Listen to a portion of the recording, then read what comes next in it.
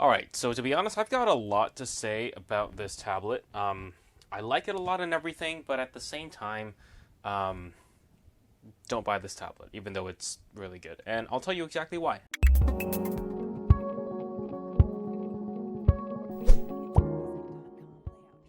All right, first we'll do a peel of the plastic, and oh yeah, that was nice. Okay, um, I was thinking, should I follow the traditional review format, or should I just So I'm just going to talk, all right? The stuff I like and the stuff I don't like about this tablet. Um, when I got this tablet, I wasn't really expecting much. I just thought, okay, it's a tablet from Vastking. It's got a keyboard, whatever. Don't really care.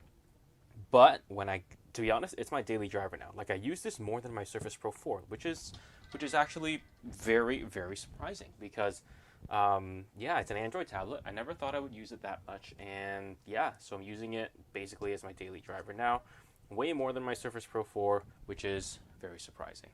All right, so, okay, here's a pretty annoying thing. The physical keyboard, it's actually a Surface type physical keyboard. So when you open it up, you actually see here that, see that? It's basically like a Surface. See those like pins over there?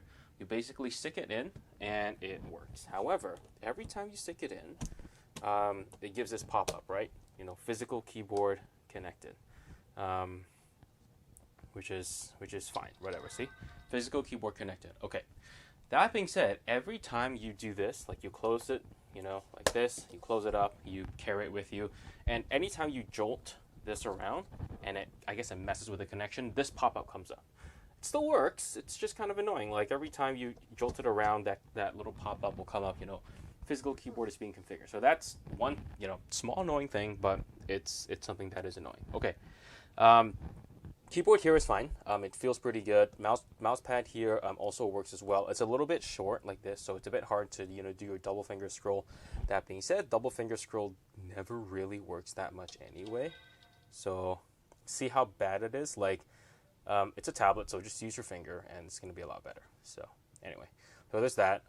Home button here works kind of like the start, where you hit home and then you go straight to the home. So yeah, pretty standard stuff there. Yeah, so this tablet does come with a USB-C port. I could charge this in like an hour or two, which is pretty good. That also means that the battery inside is actually not very big. So 6,000 milliamp hours, which roughly equates to about 6 to 7 hours of usage time, which is not bad. That being said, I started playing a lot of Polytopia, which is a super fun game, by the way. It's like really, really fun. I highly recommend anyone play this game. I could play this for about 2, maybe 3 hours. So, yeah. And again, yeah. Speaking of game performance, let's talk about the processor. This is a Unisoc SoC T618, I believe. When I got this, I was surprised by how fast it is. Like, it's definitely a very fast processor. Even in terms of graphics, it's actually pretty good as well, which is quite surprising. I didn't expect Unisoc to be able to make such good stuff, because traditionally there are other ones, like the one in the, what's it called, Ligu. That was total crap. Well, not total crap, but it was pretty bad. Yeah. All right, talking a little bit about the screen. This is a 10.1-inch screen with a 2K resolution, which is nice. It's nothing special nowadays, especially in 2021. Lots of tablets have this, so whatever. But that being said, it is a good screen. It is LCD. It's not IPS. It gets pretty decently bright. So if I keep going like that, you can see it gets pretty bright. It's even in the camera. Like, I'm sure you guys can see, my dog's fur is a little bit washed out. So yeah, it does get pretty bright. Sound-wise, it also sounds decent, and it also gets pretty loud as well. Let's hope it doesn't distort the microphone. Austin Evans, here we go. Welcome back to Wish Tech, where we make some very questionable decisions on Wish purchases. Look, this is not going. Okay, yeah, I don't want to play too much of that, or I might get copyright strited, so I'm just gonna hit X on that and keep going. Again, yeah, if I don't say something about the tablet, it usually means that it's good, so that I don't really comment on it. So a couple of other things to note is that you can actually put a SIM card in here, and it actually works fine. It's just you have to make sure that the network bands on this work in your country, otherwise it just won't work. Also has an SD card slot, and it also comes with 128 gigs of storage. So there's a lot of that there. Not a lot to worry about in terms of storage because, 128 gigs I've got, like right now. You can see I've got 99 gigabytes free. So I'm probably never going to fill this up anyway. And yeah, I just have to say that, yeah, people say Android tablets are dying, and they're probably right. But Android tablets with keyboards kind of like this, they're actually pretty nifty. Like, I prefer using this over my Microsoft Surface Pro 4. It's just a lot more convenient to use.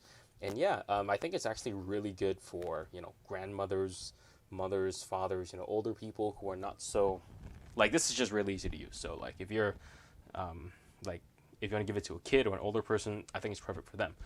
It's $229 for the tablet, which is not cheap. I've seen cheaper tablets than this. That being said, I would still have recommended you guys buy this. However, I don't, and this is going to be why. All right, keep your eye on the left side of the screen where my fingers are. So the main reason I don't want you to buy this is because it's quality control. I already talked to the manufacturer, and he said, you know what, whatever, just review it, give your honest opinion, which is what I'm doing. Oh, whoops. It's a good tablet, but this quality control is really bad. So here's the problem I'm facing, right? So when I did, okay, you probably couldn't see it, but let's try again. Basically, the screen separates from the body. So I'm just going to try and replicate it. There, see that? Can you see that? The screen is kind of separating from the body. Let's see if I can pry it open with my fingers. Like, you can actually do that. Yeah, it's a bit hard to see now and a bit hard to replicate, but it does happen. Like, one time I tried taking out the tablet, and I kind of did this really fast. There we go. See that? See that?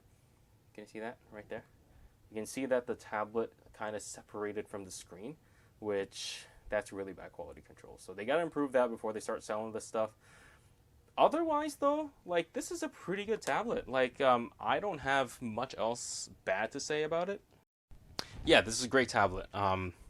Screen's nice. Battery life is actually okay. It's not amazing. Performance is actually surprisingly really good, especially for this Unisoc SoC. The keyboard and the tablet integrate actually really well, especially with the Surface Type connector here. Keyboard works well. Mousepad or trackpad actually works decently as well. Yeah, like I said, everything's good except for that little problem with the screen separating from the tablet. That's a real big QC issue. So yeah, hold off on buying this. Check in the comments down below to see if it's fixed, because the guys from Vastking did say that if it's fixed, they will let me know. And if it is, yeah. So yeah, check in the comments down below. If it is fixed, buy it. If it's not, don't. Okay, yeah, hope you guys enjoyed this video, and I'll see you guys in the next one.